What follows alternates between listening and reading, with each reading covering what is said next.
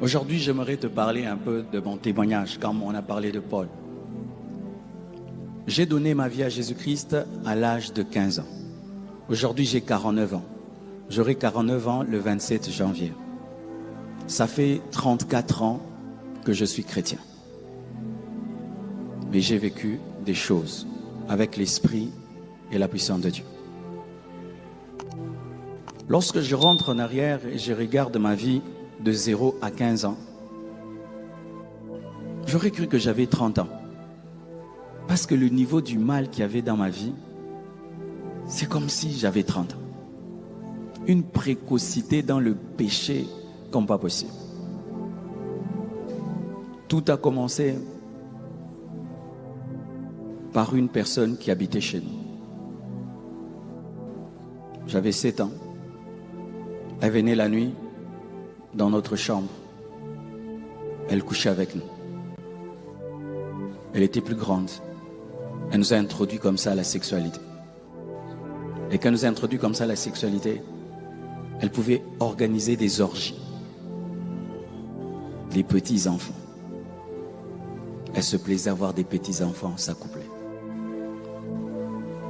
Et ça a ouvert la porte à des démons dans ma vie. Après, il y avait une personne adulte qui avait une collection de plus de 70 livres pornographiques. Des livres sans photo que j'ai lus entièrement. 77 livres, retenus. Tout ce qui était écrit dedans. Au point où j'étais devenu le conseiller des jeunes et des grands en matière de sexualité.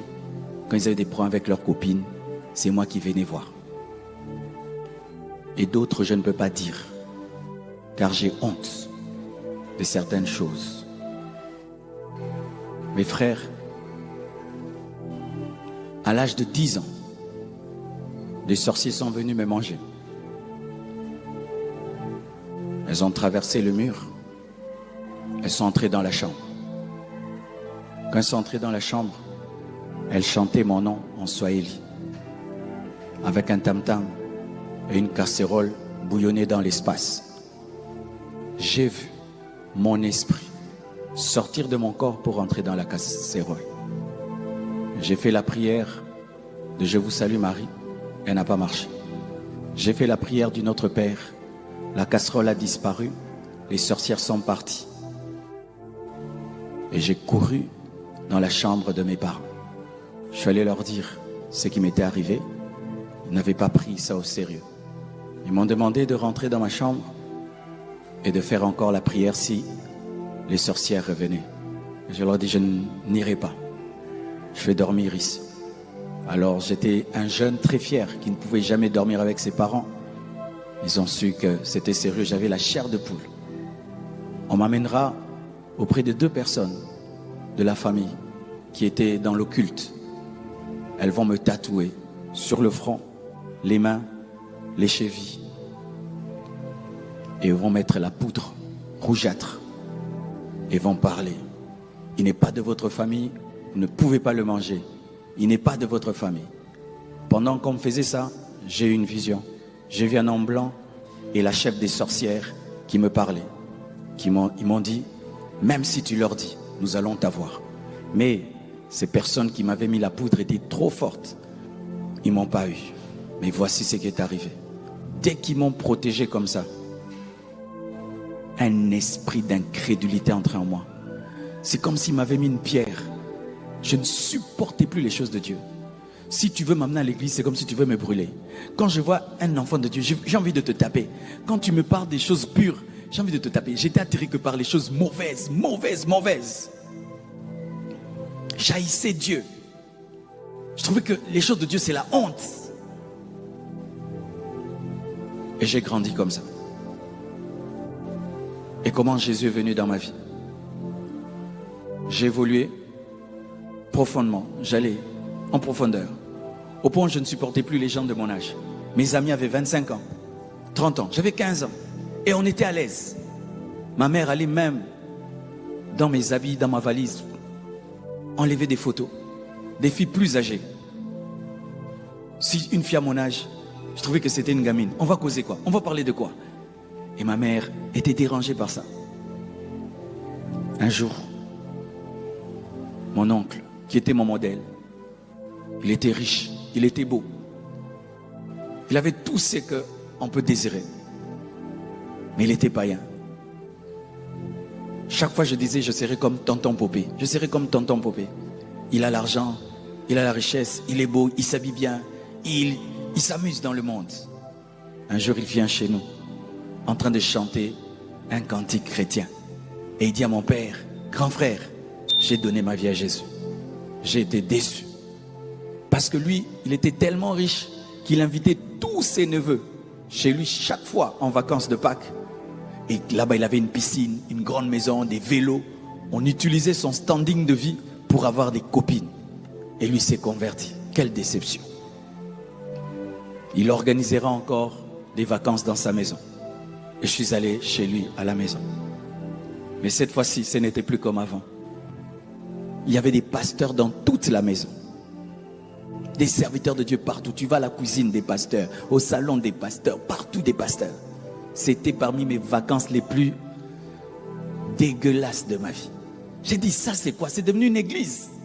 Pas moyen de faire le péché. Et on nous prêchait. Ça ne passait pas.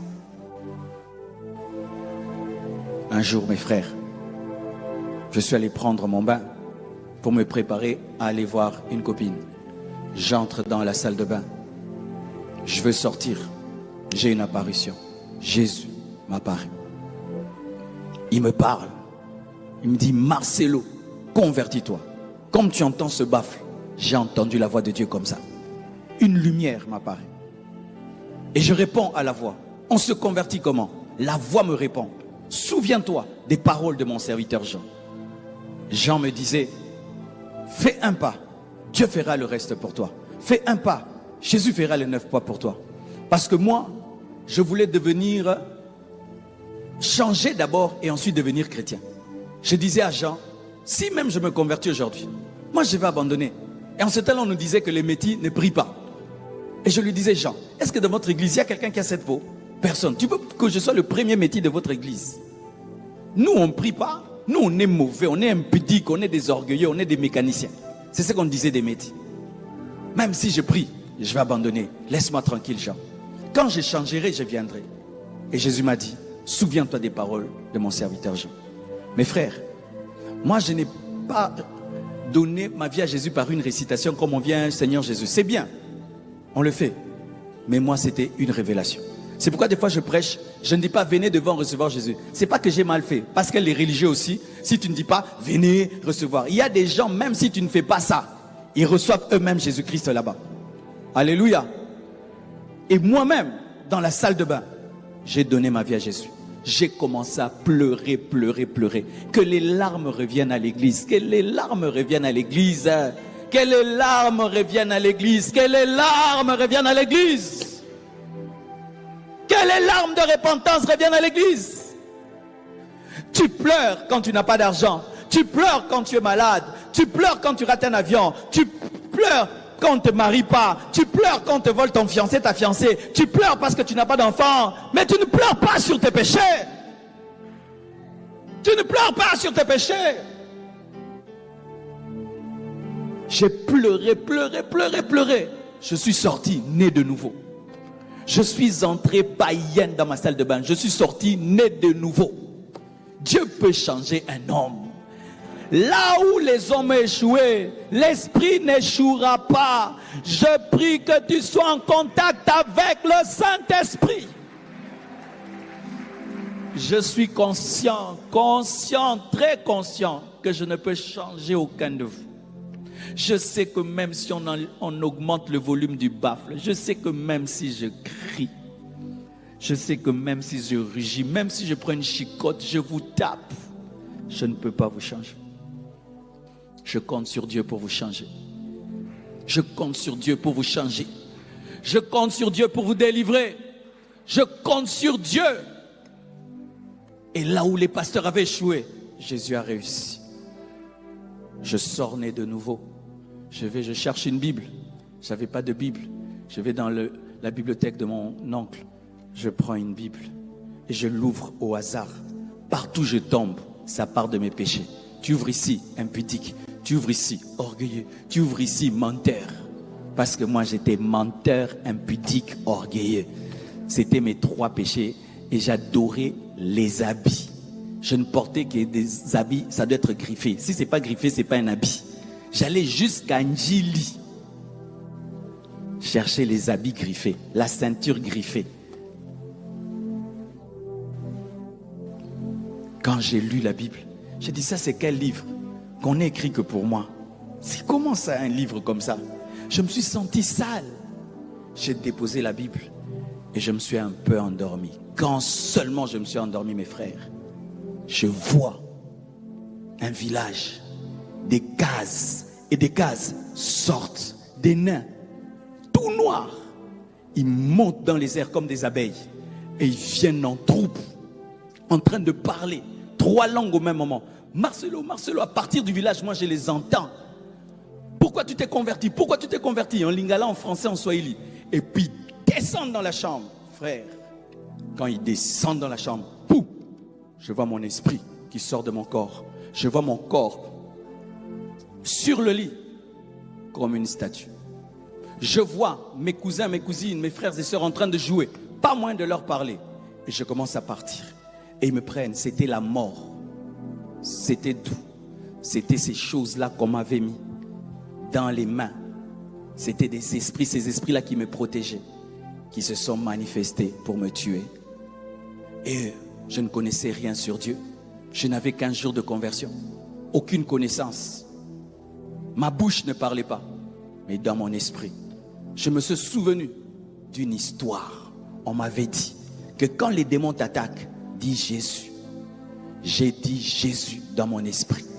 Pas 2 fois, 1 fois seulement. Jésus. Quand j'ai dit Jésus, tous ces esprits m'ont lâché et je suis tombé dans mon corps.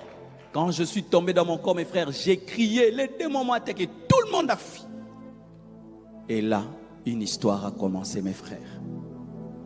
Je suis allé m'asseoir et j'ai dit, qui suis-je pour que Dieu le matin me cherche en personne et qu'après, des démons veulent me tuer? Je suis qui? Moi, je savais seulement que j'étais un jeune qui aimait la musique, qui aimait les habits. Mais c'est quoi là?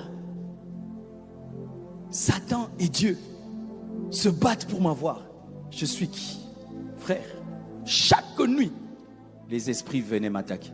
La journée, j'étais dans la joie. La nuit, tellement qu'ils venaient chaque nuit que je pouvais savoir en avance qu'ils viendraient. Je savais même reconnaître le son de leurs attaques. Je pouvais reconnaître. Et là, j'ai commencé à lire. C'est là que je suis devenu un lecteur. J'ai commencé à lire la Bible. Lire la Bible. Lire des livres. Lire des livres. J'ai lu les livres de Rebecca Brown. J'ai lu. Et j'ai commencé à comprendre. Mes frères, là, j'ai donné ma vie à Jésus. J'habitais au Bas-Congo, à Inga. Et je suis rentré à Kinshasa. Je rentre à Kinshasa. Je perds ma Bible. 2. Malgré que j'étais né de nouveau, je méprisais les pasteurs. Quand j'étais païen, je prenais des baffles. Je mettais contre l'église. Je dérangeais les églises. Je disais que les pasteurs, ce sont des mendiants, des pauvres, des gens qui échouaient la vie. Malgré que je me suis converti, je n'ai pas mis mon pied à l'église. J'étais chrétien à la maison. Et c'est là que j'ai expérimenté qu'un chrétien sans église, sans pasteur, sans communion fraternelle, tu es faible. Et comme les chrétiens n'étaient pas mes amis, mes anciens amis sont demeurés mes amis. J'ai tenu bon pendant un peu de temps. Je prêchais à certains amis. L'onction venait, ils pleuraient. Mais je n'allais pas à l'église. Un jour, un de mes amis m'invite, l'accompagner, voir une de ses copines. Je suis allé et j'ai abandonné Jésus. Je suis rentré dans le monde jusqu'à l'âge de 16 ans. 1 année. Mais en 1 année, j'ai commis les péchés fois 7. Jusqu'à l'âge de 15 ans, je n'étais pas allé dans une boîte de nuit. Mais quand j'ai abandonné Jésus, je suis allé. Comment je suis revenu à Jésus? L'un de mes amis qui m'initiait à la SAP, c'était un grand, plus âgé que moi. C'est lui qui me poussait vers les femmes, qui me poussait vers les habits. Un jour, il vient. Marcelo, je vais te parler de Jésus. Je dis, oh, Guy Michaud, tu vas me parler de Jésus? Il a commencé à me parler de Jésus. Pour moi, c'était une humiliation que quelqu'un avec qui j'ai péché puisse me prêcher. Il m'a prêché, ça ne passait pas. Sous l'onction, il m'a regardé et il m'a dit, tu connais la vérité. Pourquoi tu n'obéis pas à la vérité? Frère, quand tu prêches, laisse-toi conduire par l'esprit. Tu peux prêcher pendant 1 heure. C'est une phrase seulement qui va changer quelqu'un. Et je prie que la phrase qui doit te changer sorte de ma bouche ce matin. Toi qui connais la vérité, pourquoi tu n'obéis pas à la vérité? Parce que je connaissais la vérité. Même quand je l'ai embrouillé, je savais que je l'ai embrouillé. Frère, il est parti. C'était comme si j'avais gagné. Il n'est pas arrivé à m'amener à la repentance. La phrase revenait. Tu connais la vérité. Pourquoi tu n'obéis pas à la vérité? Tu connais la vérité. Mes frères, ça revenait. Lui, il était parti. La parole est restée. Je prie que la parole reste. Je prie que la parole. Nzambe dérange mutumoro lelo. Nzambe dérange mutumoro lelo. Que Dieu te dérange. Que Dieu te dérange. Que Dieu te dérange. Que Dieu te dérange. Que Dieu te dérange. Que Dieu te dérange. Il part. Moi, je reste avec la parole. Ça me dérange, ça me dérange. Et puis je dis, ah, ça va. Il y a longtemps que je suis allé à l'église. Je vais aller à l'église quand même. Je me prépare à aller à l'église. Pouf, le diable vient. Tu sais que telle fille, elle t'aime bien. Elle prie dans cette église-là. Profite-en, va la draguer. Tout d'un coup, je change les habits que je devais porter. Je prends une petite culotte. Petite. Un body. J'avais une coiffure là, mes cheveux comme tu vois là, c'était jusqu'ici. Tout ça s'était enlevé. Il y avait une ligne ici. J'ai porté un body, une petite culotte ici. Je suis allé pour la fille, comme toi. Tu es venu pour qui?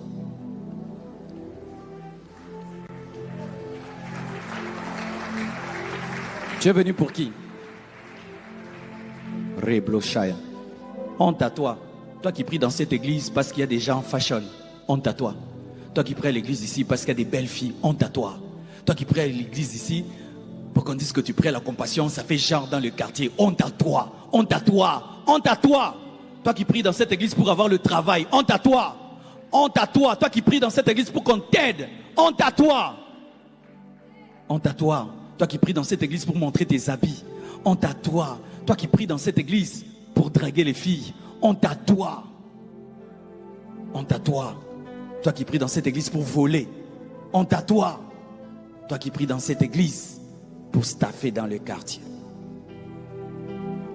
J'entre dans cette église. Pendant toute la prédication, je regarde seulement la fille là où elle est. Comme toi, tu regardes qui? Moi là, tu ne me regardes pas? Que Dieu te change aujourd'hui.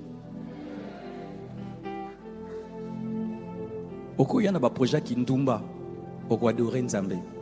Tu peux venir avec des projets d'impudicité. Tu vas être transformé en adorateur. Je prie que Dieu te fasse oublier la fille là que tu es venu chercher.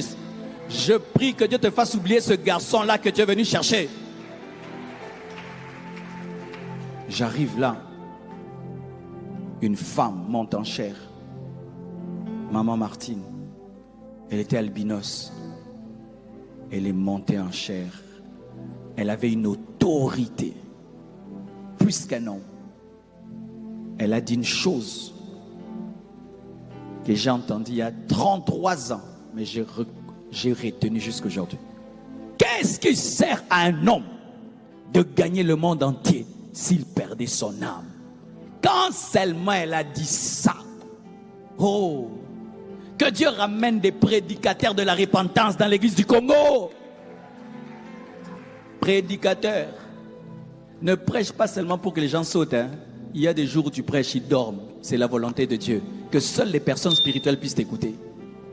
Si nous prêchons seulement pour les amuser, les divertir, nous faisons du spectacle. La prédication devient un jeu. La prédication, des fois, c'est un marteau. Des fois, c'est un feu. Des fois, c'est ta mère. Qu'est-ce qui sert à un homme de gagner le monde entier s'il perdait son âme? Directement. Je me vois, je ne suis plus à l'église. Je suis dans les airs. Et Dieu me dit, Marcelo, si tu meurs aujourd'hui, tu iras où? Et je lui réponds, en enfer.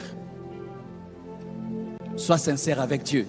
Ne dis pas que tu iras au ciel si tu sais que tu as une vie d'enfer. Ne dis pas que tu seras enlevé si tu vas rester. Soyez sincère devant Dieu. Je vois beaucoup de gens, quand il s'agit du péché des autres, c'est le péché. Quand il s'agit de toi, ce n'est plus le péché. Pourquoi le péché, péché pour les autres, pas pour toi? Un manque de sincérité. J'ai dit, moi j'irai en enfer parce que j'étais abandonné. J'irai en enfer, j'étais abandonné. D'ailleurs, je ne suis même pas venu pour toi. Je suis venu pour la fille là. Et puis Dieu m'a dit, oui, tu es venu pour cette fille là. Mais reviens aujourd'hui. Et je dis à Dieu, je ne reviendrai pas. Parce qu'après le culte, si moi je la vois, je ne vais pas revenir. Mais si tu la fais disparaître, alors je reviendrai. Frère, je pensais que Dieu ne pouvait pas la faire disparaître. Pendant tout le culte, quand je reviens, je fais que la regarder pour que je gagne Dieu.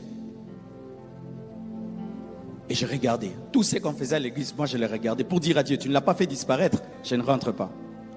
Mais à la fin du culte, on dit fermez vos yeux, nous allons prier pour la clôture. J'ai osé fermer les yeux, j'ai commis l'erreur de fermer les yeux. Quand c'est moi, j'ai fermé les yeux. J'ouvre comme ça, elle n'est plus là. Je dis, frère, je suis sorti de l'église. J'ai commencé à la chercher. J'ai crié son nom. Je ne la voyais pas. J'ai couru. Je ne la voyais pas. Je suis rentré sur mon chemin. Je ne la voyais pas. J'ai tourné partout. Dans mon cœur, je disais, j'espère que Dieu ne l'a pas fait. J'espère que Dieu ne l'a pas fait. J'espère que Dieu ne l'a pas fait. Après toutes mes recherches, j'entends la voix me parler. Marcelo, est-ce que tu l'as vu? Je dis non. J'ai fait ma part, tu fais la tienne. Frère, sur la route du Camp Riche, parce que l'église pépinière était au Camp Riche, jusqu'à Sansikine, là où j'habitais, je ne faisais que pleurer sur mes péchés. Pardonne-moi, pardonne-moi, pardonne-moi. Tout ce qui se passait à côté ne m'intéressait pas.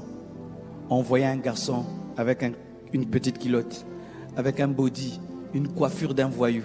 On ne pouvait pas savoir ce qui se passait dans son cœur. C'est pourquoi je respecte le silence d'un homme, parce que tu ne sais pas ce qu'il vit dans son cœur. C'est pourquoi je respecte ces jeunes garçons de 16 ans, 17 ans qui tombent ici et tout là. Tu ne sais pas ce qui se passe dans son cœur.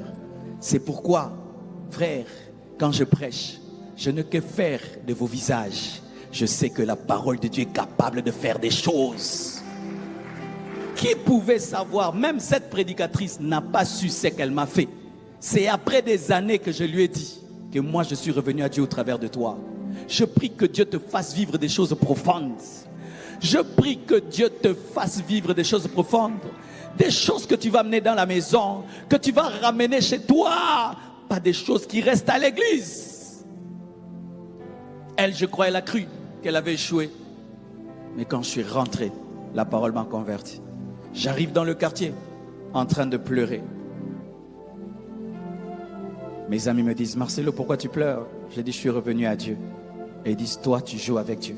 Tu te convertis, tu abandonnes. Tu te convertis, tu abandonnes. Viens, on va prendre du thé. J'ai dit, non, cette fois-ci, c'est sérieux. Ils m'ont dit, nous te donnons 1 mois. Tu vas rentrer dans le monde. Je suis entré dans ma chambre et j'ai dit à Dieu, tu as entendu ce que mes amis ont dit? Ils m'ont donné 1 mois et ils ont raison. Je vais t'abandonner. Je n'ai pas la force de continuer à être chrétien. Je suis trop mauvais. Et puis j'ai dit à Dieu, Seigneur, si tu me permets de faire 1 année en toi, je te promets de te donner toute ma vie. Dieu m'a dit, je t'ai exaucé. Voici ce que tu feras. Tous les jours, tu seras dans ma présence. Tu seras dans une église. Frère, mon programme c'était lundi, mardi, mercredi, jeudi, vendredi, samedi, dimanche. J'étais à l'église pendant 1 année. Quand notre église n'avait pas de programme, j'allais dans d'autres églises, veiller, retraite. Je devais être dans la présence de Dieu pendant une année. J'ai lu mon Nouveau Testament en un mois. Je l'avais tout le temps en poche. C'était le petit Gédéon. Que ce soit dans un bus, je lis. Partout, récréation, je lis. De Matthieu à Apocalypse, le Nouveau Testament en un mois. Frère, après une année, Dieu m'a dit, j'ai accompli. Donne-moi ta vie. Et j'ai donné ma vie à Jésus. De 16 ans à 21 ans, le Seigneur a commencé à me préparer au ministère. Mais je ne savais pas que c'était au ministère. Je n'ai jamais imaginé que je serais un pasteur. Qu'est-ce qui est arrivé? À 21 ans, le Saint-Esprit me dit, abandonne tout et sers-moi. Je dis non, moi je ne peux pas être pasteur. Dans ma famille, il n'y a pas de pasteur. Et si je suis pasteur, moi je suis l'aîné de la famille. Si j'arrête mes études, mais mes frères, quel modèle je donne? Mon père ne peut même pas accepter ça. Arrête tout, sers-moi. Arrête tout, sers-moi. Non, je ne veux pas. Arrête tout, sers-moi. Arrête tout, sers-moi. Arrête tout. Ça commence à s'amplifier. Ça commence à s'amplifier. Une fois. Premier jour, je ne dors pas. Deuxième jour, je ne dors pas. 2 semaines, je ne dors pas. Toute la nuit, serre-moi, serre-moi, serre-moi, serre-moi. Et quand tu fais 2 semaines sans dormir, mes frères, les nerfs, j'ai commencé à me comporter comme un fou dans la maison. Un fou, un fou. On m'amène au CNPP. Le médecin me regarde 2 fois. Il dit, il n'a rien. Il doit dormir. On me met sous diazépam pendant 2 semaines. Et là, Dieu commence à me parler. Je prenais un cahier comme ça. Je prends mon bic. Je commence à écrire des prophéties. J'écris. Je finis le cahier. Donne-moi encore. Donne-moi encore. Des cahiers et des cahiers. Des cahiers et des cahiers. Mais malgré ça, je refuse de servir Dieu. Un jour, je vais à l'université. Pendant que je suis en train de suivre le cours, je vois mes notes devenir comme du pain. Une voix me dit, mange tes notes. Mange, mange-les.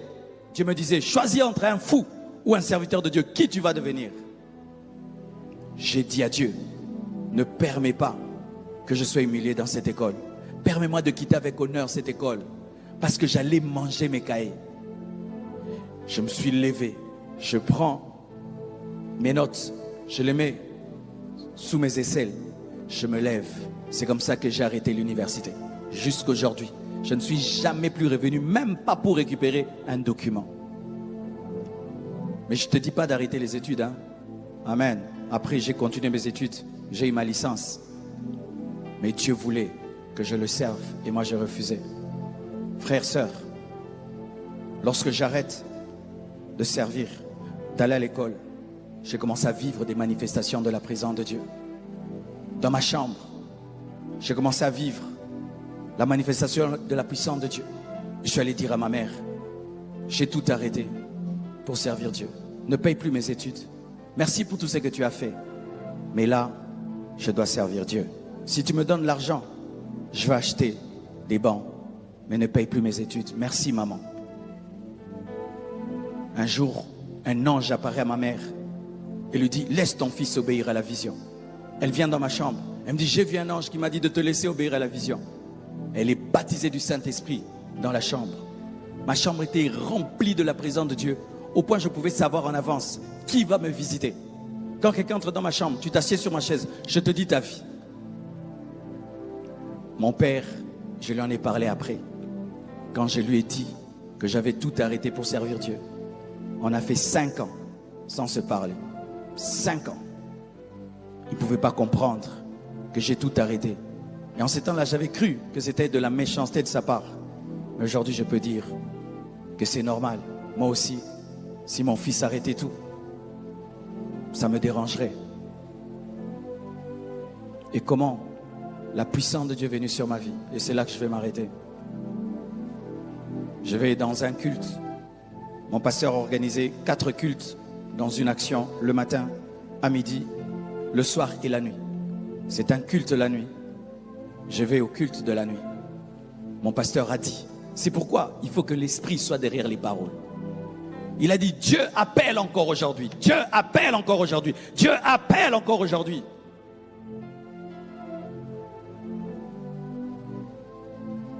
Dieu a dit à Moïse, j'ai entendu le bruit, le cri de mon peuple et je t'envoie. Dieu appelle encore aujourd'hui.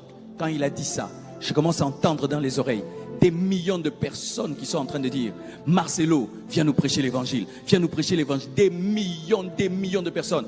Tout d'un coup, je suis projeté par terre. Je reste là comme si on me colle, je ne sais même pas bouger. Le culte continue, je suis par terre, je ne sais même pas bouger. Et Dieu me dit, qu'est-ce que tu veux que je te fasse pour que tu répondes à mon appel? Je suis collé. Et puis, quand le culte prend fin, tout le monde part, moi je reste. Quand je me lève, je commence à courir, rentrer à la maison. Je sens Dieu qui me poursuit. J'entre dans la chambre, je ferme. Je trouve il est déjà là. Il sature la chambre. Je ne sais pas respirer. Je suis là. Je commence à vivre des moments comme ça avec la présence de Dieu. Frères, sœurs, c'est là-bas que j'ai appris à entendre la voix de Dieu. C'est là-bas que j'ai appris qu'il fallait commencer une église qui s'appelle Compassion. C'est là-bas que j'ai appris qu'il fallait d'abord commencer à Lemba. Après, il fallait quitter Lemba, venir à Limete. Et aujourd'hui, nous sommes une communauté de 50 extensions. Et nous sommes en pleine croissance. Ce n'est pas la magie, ce n'est pas l'occultisme, c'est le Saint-Esprit.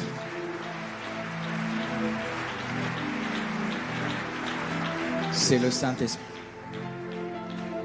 Vous n'êtes pas dans une boutique. Vous n'êtes pas dans un projet humain. Vous êtes dans une vision divine. Alléluia. J'aimerais prier pour des personnes qui aujourd'hui vont reconnaître la Seigneurie de Jésus dans leur vie. Aujourd'hui, tu viens à l'église, c'est vrai, mais tu ne t'es jamais soumis à la Seigneurie de Jésus. Je te prie de quitter ta place. Viens, je vais prier pour toi.